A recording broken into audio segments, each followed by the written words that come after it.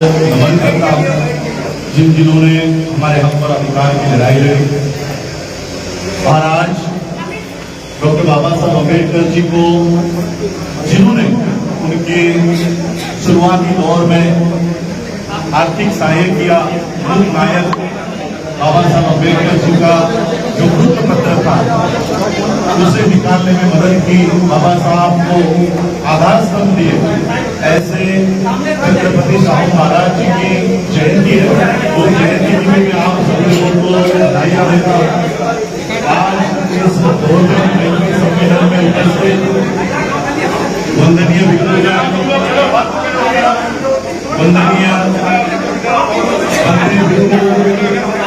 मंत्री जी और आज की सम्मेलन में इस सम्मेलन को आयोजित करने के लिए जिन जिन संस्थाओं ने, संगठनों ने, भारतीय बौद्ध महासभा और सभी जितने भी ऑर्गेनाइजेशंस हैं, चाहे वो गुरु रविदास सभा के लोग हैं, संत कबीर मठ के लोग हैं, उन सभी लोगों का मैं धन्यवाद करता हूं। और आज यहाँ पर उपस्थित सभी मेरे भाइयों को, माताओं को, बुजुर्गों को मेरी ओर से जय भीम, नमो बुद्धाय। मुझे पता है कि आज मैं यहाँ पहली बार आया हूँ, तो आप लोगों की भावनाएं हैं मुझसे मिलने की, फोटोज लेने की, लेकिन मैं आप लोगों को कहना चाहता हूँ कि आज मैं पूरे भारत भर में मैं जो दौरा कर रहा हूँ वो केवल फोटोज के लिए और मिलकर ये मिशन आगे नहीं बढ़ने वाला। हम लोगों को बाबा साहब अम्बेडकर जी ने जो अधिकार दिए, उन अधिकारों को आज बचाने की नौबत आ गई।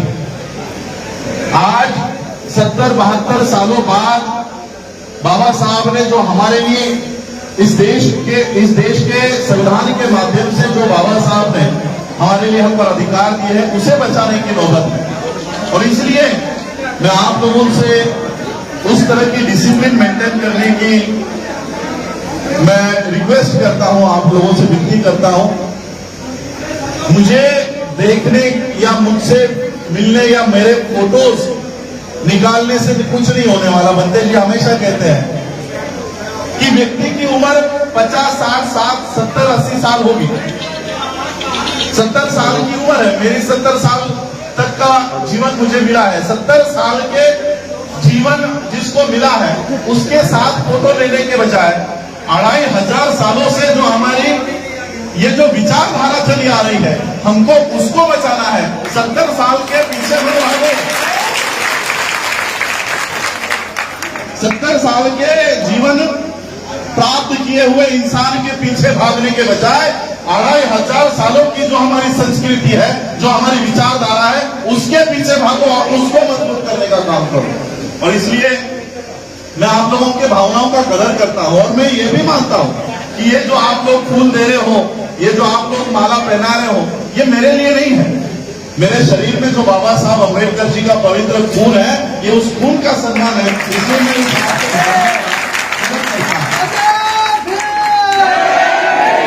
लेकिन मैं एक बात और कहना चाहता हूं कि आप लोग मुझे बाबा साहब अम्बेडकर जी के परिवार का सदस्य होने के नाते यहाँ पर देखने के लिए, सुनने के लिए आए। लेकिन बाबा साहब का परिवार क्या 4 लोगों का परिवार था? क्या बाबा साहब के परिवार में केवल उनके बेटे और उनके भतीजे ही थे? बाबा साहब के 4 बच्चे मर गए, 4। लेकिन बाबा साहब अपने 4 बच्चों को बचाने के लिए घर में बैठे नहीं थे। बाबा साहब के 4 बच्चे मर गए। पहला बच्चा गंगाधर जब बीमार था, तब बाबा साहब अम्बेडकर प्रदेश में थे। माता रमाई ने बाबा साहब अम्बेडकर जी के नाम से खत लिखा कि बाबा साहब गंगाधर बहुत बीमार है, उसको दवाई के लिए मेरे पास पैसे नहीं है, तो कुछ पैसे भेजिए। बाबा साहब ने खत लिखा और खत में लिखा कि रामू, मेरे पास भी पैसे नहीं है, मैं भी दिन में एक ब्रेड का टुकड़ा खाकर दिन गुजार रहा हूं। अगर हमारा बच्चा नहीं बच सकता तो हमें उसे जाने देना चाहिए। बाबा साहब अम्बेडकर जी के ऐसे 1 नहीं, 2 नहीं, 3 नहीं, 4 बच्चे मर गए। कुछ ऐसे हालातों में जब बाबा साहब के पास पैसे नहीं थे, और कुछ बच्चे तो ऐसे हालात में मर गए जब बाबा साहब के पास पैसे आ गए थे। पैसे आने के बावजूद बाबा साहब का बच्चा, आखिरी बच्चा राजरतन, जो आज मेरा नाम है, उस नाम का बाबा साहब का चौथा बच्चा था। ये जब बीमार पड़ गया, बाबा साहब के पास पैसे भी थे, लेकिन उस बच्चे को हाथ लगाने वाला कोई डॉक्टर नहीं था।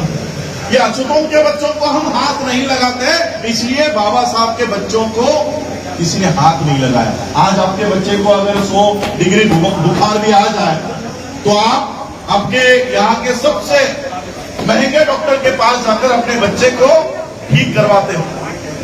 आज आपके बच्चे जो आज यहाँ पर दिखाई दे रहे हैं, बाबा साहब ने अपने 4 बच्चे अगर इस जमीन में नहीं गाड़े होते तो आज हमारे बच्चे भी जिंदा नहीं दिखते।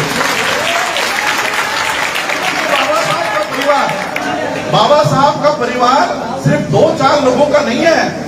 मैं रिश्ते से, खून से तो बाबा साहब का परपोता तो हूं ही, लेकिन विचारों से मैं बाबा साहब का सुपुत्र हूं। और मैं आप लोगों को कहना चाहता हूं कि इस देश में हर वो व्यक्ति जो बाबा साहब के विचारों पे चलता है, वो बाबा साहब का खून है, वो बाबा साहब के विचारों का बेटा है। और इसलिए हम लोगों को विचारों के लोग तैयार करने हैं। आज यहाँ पर हमारे दौरों का उत्तर प्रदेश में जो सारे अलग अलग जिलों में दौरे लगे हैं, बंदे सुमित रतन जी के नेतृत्व में, सभी अम्बेडकराइट्स लोगों के नेतृत्व में, इसका एक उद्देश्य है।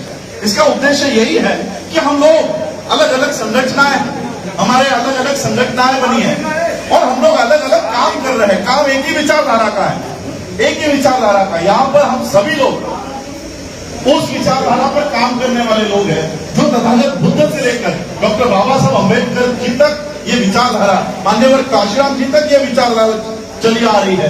ये उस विचारधारा के हम एक ही लोग हैं। अगर हमारी विचारधारा एक है तो हमारे आंदोलन अलग अलग क्यों है? हमारा दुश्मन अगर एक है, ये 2 विचारधाराओं की लड़ाई चल रही है। एक ऐसी विचारधारा जो समता, न्याय, बंधुता इसके ऊपर आधारित है, और एक विचारधारा आधारित है जो समता नहीं चाहती। एक विचारधारा ऐसी है कि शूद्रों ने अगर पढ़ाई भी कर ली तो उनका धर्म भ्रष्ट हो जाता है। ऐसी एक विचारधारा काम कर रही है देश में। ये 2 विचारधाराओं की लड़ाई चल रही है, और इसलिए जो हम समता को मानने वाले लोग हैं, चाहे वो अलग अलग संगठनों में हो, लेकिन हमारा आंदोलन एक होना चाहिए। और तब यह आंदोलन अगर एक होता है तब हमारी ताकत भी, ये जो अलग अलग उंगलियां हैं, एक होने पर ये मुट्ठी बन जाएगी। आज जो लोग इस देश के संविधान के खिलाफ है, ये मुट्ठी अगर उनके मुंह पर पड़ी तो ऐसे लोग फिर कभी उठकर खड़े नहीं हो पाएंगे। इसलिए हमारे कार्यक्रमों का उद्देश्य यह है कि जितने भी अलग अलग संगठन हैं, चाहे वो बाबा साहब अम्बेडकर जी के नाम पर बनी हो, तथागत बुद्ध के नाम पर बनी हो, गुरु रविदास जी के नाम पर बनी हो, संत कबीर मठ के लोग हो, वाल्मीकि समाज के लोग हो, हमारे संगठन भले अलग अलग हो, लेकिन हमारा आंदोलन एक होना चाहिए। और ये इसलिए एक होना चाहिए क्योंकि जो अधिकार बाबा साहब हमको देकर गए हैं, आज उन अधिकारों को छीनने वाले लोग, खत्म करने वाले लोग आज यहाँ पर इस देश में हुक्मरान बन बैठे हैं। इस देश में संविधान कब लागू हुआ? 1950 में लागू हुआ। 1949 में बाबा साहब ने इस देश को संविधान दिया। 1950, आज 2021 है, कितने साल हो गए? 71। मनुस्मृति कितने सालों तक थी इस देश में? 2-2.5 हजार सालों तक मनुस्मृति, तथागत बुद्ध के भी पहले से इस देश में इन लोगों ने असमानता फैला दी थी। 2-2.5 हजार सालों की मनुस्मृति। अगर हम औसतन एवरेज हमारी एज पकड़े, 100 साल भी अगर पकड़ते हैं तो 2500 साल के मनुस्मृति के कानून में हमारी कितनी पीढ़ियां गई होंगी? 2500 सालों के मनुस्मृति में 100 अगर हमारी उम्र पकड़ते हैं तो 25 पीढ़ियां हमारी मनुस्मृति के कानून में जी रही थी। आपके परदादा, उनके परदादा, उनके परदादा, आपको तो नाम भी पता नहीं होगा। 4-5 पीढ़ियों बाद हमारे नाम भी हमको पता नहीं होंगे। तो 25 पीढ़ियां हमारी मनुस्मृति के कानून में जी रही थी। अब संविधान हुआ है 71 ईयर का, इसमें हमारी एक पीढ़ी भी अभी तक पूरी नहीं हुई है। लेकिन 2500 सालों के मनुस्मृति को 70 साल के संविधान से डर लगने लग गया। ऐसा क्यों? ये डर क्यों है? 70 सालों में ही इस देश के संविधान को क्यों हटाया जा रहा है? एक आर्टिकल 21C कहता है कि इस देश में एजुकेशन, शिक्षा, ये सभी स्टेट्स की जिम्मेदारी होगी। अब ये आर्टिकल खत्म कर दिया गया। न्यू एजुकेशन पॉलिसी 2020 लाया है और कहा है कि अब ये स्टेट, कोई भी स्टेट एजुकेशन नहीं देगा। एजुकेशन कौन देगा? अडानी, अंबानी, ऑक्सफोर्ड, कैम्ब्रिज, ये देंगे। यानी जिन स्कूलों में हमारे बच्चे शिक्षा प्राप्त करके IAS बन रहे थे, अब ऐसे स्कूल तैयार होंगे जहां पर हमारे बच्चे दहलीज पर भी पैर नहीं रख पाएंगे।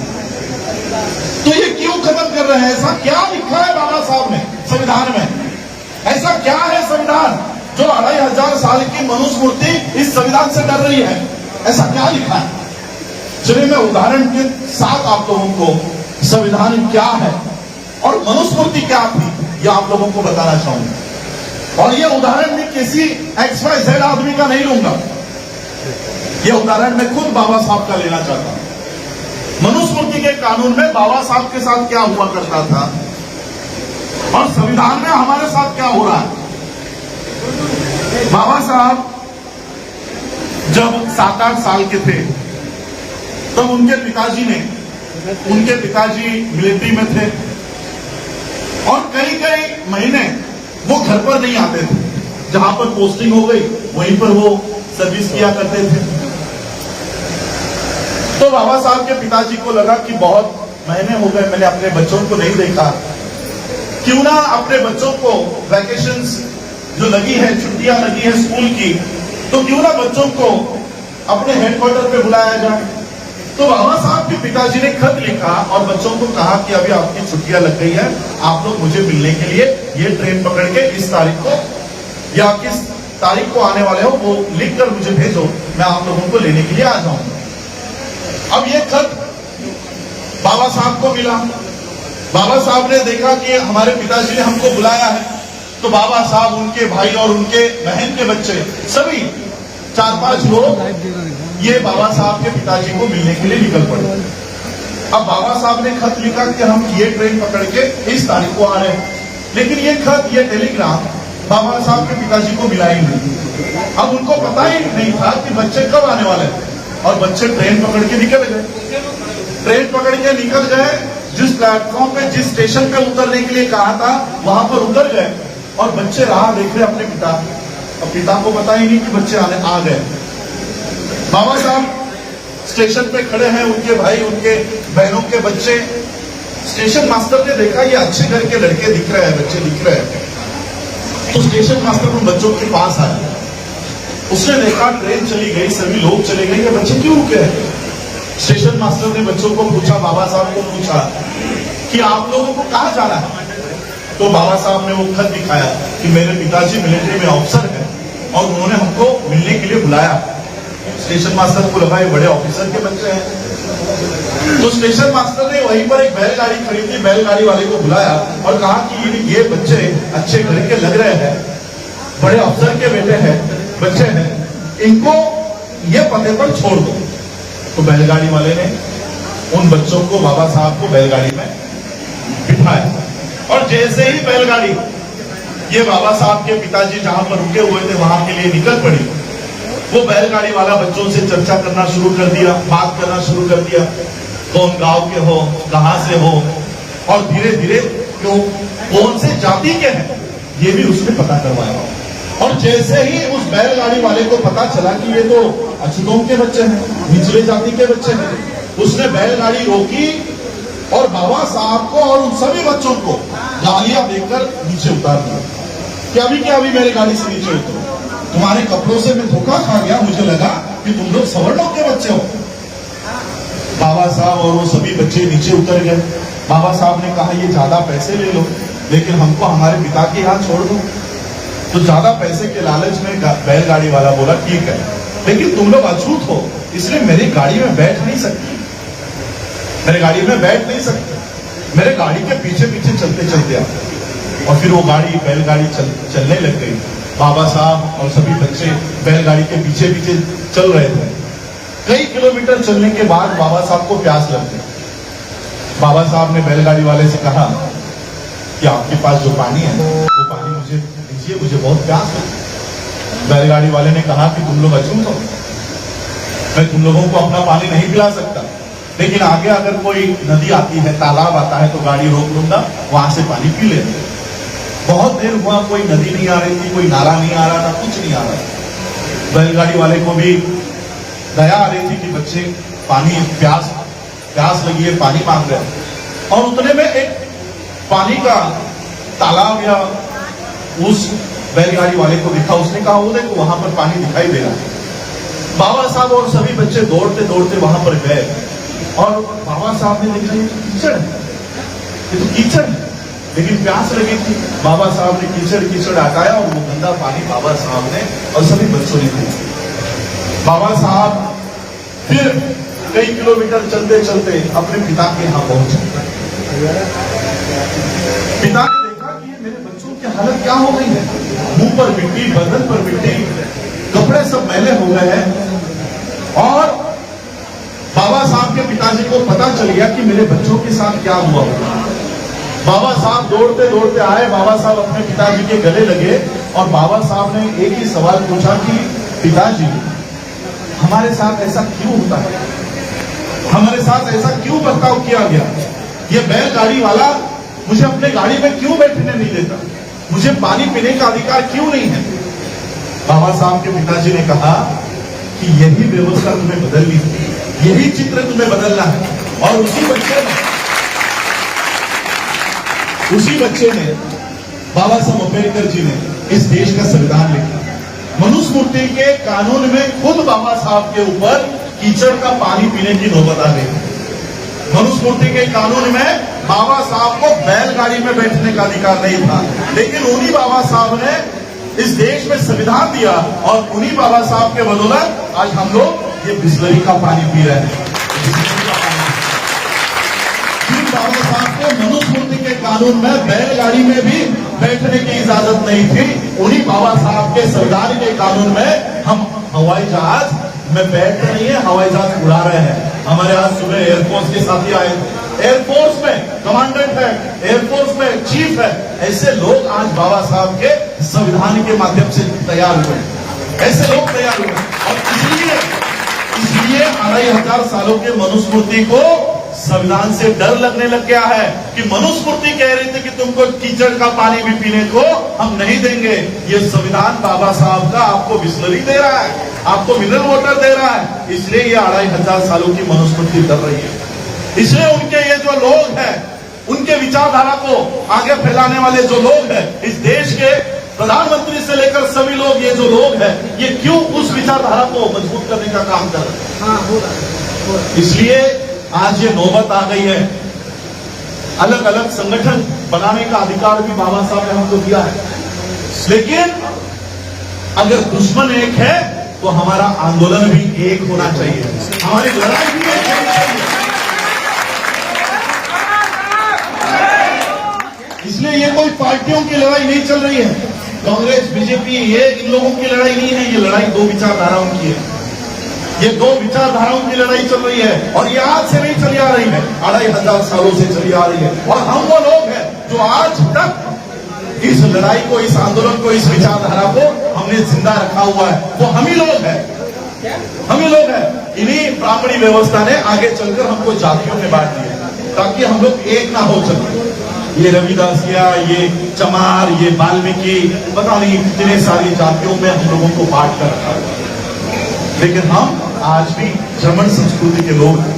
इसलिए हम लोग आज यहाँ पर जो आए हैं वो आप सभी लोगों को एक करके बाबा साहब के दिए हुए हमको अधिकार को बचाने के लिए यहाँ पर आए हैं। बाबा साहब ने दिए हुए अधिकारों को, संविधान को बचाने के लिए हम आए। बाबा साहब ने दिया हुआ हम इसको हम लोग इस देश में एस्टैब्लिश करने के लिए आए हैं, उसका प्रचार प्रसार करने के लिए आए हैं।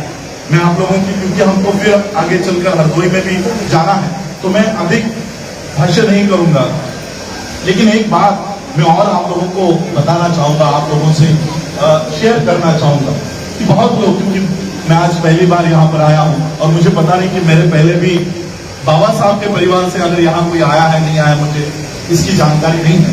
लेकिन सबसे पहले आप ही आए हैं।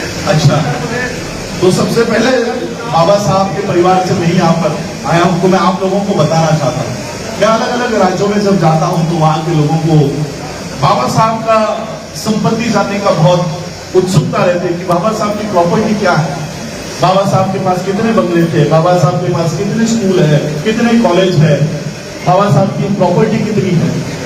देखिए, मैं आप सभी लोगों को बताना चाहूंगा, बाबा साहब अम्बेडकर जी 4 डिपार्टमेंट के 4 खातों के मंत्री रहे। उनके पूरे जीवन कार्यकाल में 4 खातों के मंत्री बाबा साहब रहे थे। आज हमारे यहाँ का एक सरपंच भी बन जाता है तो 7 पीढ़ियों को कमा कर रख के चला जाता है कि इतना पैसा वो इकट्ठा करता है। लेकिन बाबा साहब तो 4 खातों के मंत्री थे, तो कितना सारा पैसा जमा किया होगा बाबा साहब ने। बाबा साहब का जब महापरिनिर्वाण हुआ तब उनके बैंक अकाउंट में 15,000 रुपए थे, 15,000, और किसी बैंक का बाबा साहब पे कर्जा था। 4 खातों के मंत्री होने के बावजूद बाबा साहब अम्बेडकर जी के पास 15,000 रुपए। तो बाबा साहब की संपत्ति क्या है, बाबा साहब की प्रॉपर्टी क्या है? आज मैं आप लोगों को बाबा साहब अम्बेडकर जी की प्रॉपर्टी बताना चाहता हूँ। आज आप लोगों में कोई डॉक्टर बैठा होगा, कोई इंजीनियर बैठा होगा, कोई लॉयर बैठा होगा, कोई प्रोफेसर बैठा होगा। आज आप लोगों में क्लास 1 क्लास 2 ऑफिसर्स बने हैं। ये है बाबा साहब की प्रॉपर्टी। ये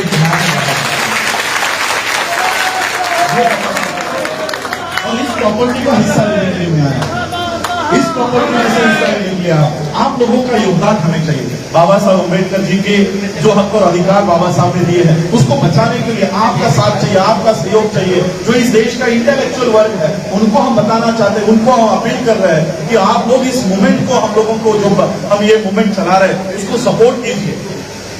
आज हम लोग आप लोगों को अपील कर रहे हैं, इसलिए मैं आज यहीं पर आप लोगों के यहाँ पर उन्नाव की धरती पर यहाँ पर हूँ। मैं आप लोगों से आपके छोटा छोटा जो आपका सहयोग है, साथ है, वो आप लोगों का साथ चाहूंगा। और बाबा साहब ने जो ये मिशन हम लोगों के आगे सौंप कर गया है कि इसको बचाए रखना है इसको। और मैं और एक अपील करना चाहूंगा कि हम लोग आज जो काम कर रहे हैं, अपनी स्वतंत्र व्यवस्था खड़ी करने का भी काम हम लोग कर रहे हैं। अपनी स्वतंत्र व्यवस्था, आज आप लोगों के बच्चे जिन स्कूलों में जाते हैं, जिन शिक्षा के केंद्रों में पढ़ाई करने के लिए जाते हैं, उनको ब्राह्मणवादी शिक्षा के अनुसार ढाला जाता है। गुरु ब्रह्मा गुरु विष्णु का पढ़ाई उनके घरों में, आपके घरों में छोड़ी जाती है। और इसलिए मैं कहना चाहता हूं कि 70-72 साल इस देश के संविधान को हुआ है, तो क्या इन 70 सालों के संविधान का बेनिफिट लेकर हम अपनी शिक्षा की व्यवस्था नहीं खड़ी कर सकते? इसलिए आज आप लोगों के पास ये बिहार है, मैं ये कहूंगा कि इस बिहार के साथ साथ एक ऊपर और एक मंदिर बनाई जाए जिसमें हमारे बच्चे शिक्षा प्राप्त करें, हमारी खुद की शिक्षा। हमको किसी और के शिक्षा व्यवस्था में अपने बच्चों को नहीं डालना, हमारी खुद की शिक्षा जो हमारे भविष्यों का आंदोलन हमारे आने वाली नस्लों को, हमारे आने वाली पीढ़ियों को समझाया जाए। इसलिए आज मैं यहीं पर अपनी वाणी को विराम दूंगा। मैं बंते जी को भी हमें सुनना है और आप लोगों ने मुझे यहाँ पर आमंत्रित किया, इतना बड़ा सत्कार समारोह किया, उसके लिए मैं आप सभी लोगों का आभार भी व्यक्त करता हूँ। और ये कोई हमारा पहला या आखिरी दौरा नहीं है, हम लोग फिर आते रहेंगे। ये बहुत ही शॉर्ट और इंट्रोडक्शन हमारा कार्यक्रम चल रहा है, सारे उत्तर प्रदेश में चल रहा है। ये 10 दिन के बाद फिर हम लोग 10-15 दिन का दौरा करेंगे और एक बहुत बड़ा हमारा कैंपेन चल रहा है कि 5 करोड़ लोगों को 2025 में बौद्ध धर्म के दीक्षा का समारोह हम लोग करने जा रहे हैं। 5 करोड़। और ये सभी इंटेलेक्चुअल, सभी लीडर्स, जितने भी दिल्ली से लेकर कश्मीर से लेकर कन्याकुमारी तक जितने भी इस विचारधारा में काम कर रहे लोग हैं, वो सभी लोग काम कर रहे हैं। ये किसी एक के नेतृत्व में नहीं हो रहा, सभी बहुजन समाज के नेतृत्व में हो रहा है। और इसलिए मैं आप लोगों को 2025 का आज ही आमंत्रण देके जा रहा हूं। 2025 के अशोका विजयादशमी के दिन प्लेस कहां पर है ये डिक्लेयर किया जाएगा। उस दिन आप सभी लोगों को बौद्ध धर्म की दीक्षा लेने के लिए आप सभी उन्नाव के लोगों को मैं आमंत्रित कर रहा हूं कि 2025 के अशोका विजयादशमी के दिन हम लोगों को बौद्ध धर्म के दीक्षा के समारोह में भी शामिल होना है। इतना ही मैं कहूंगा और अपनी वाणी को विराम देता हूँ। जय हिंद, जय भारत, जय भारत।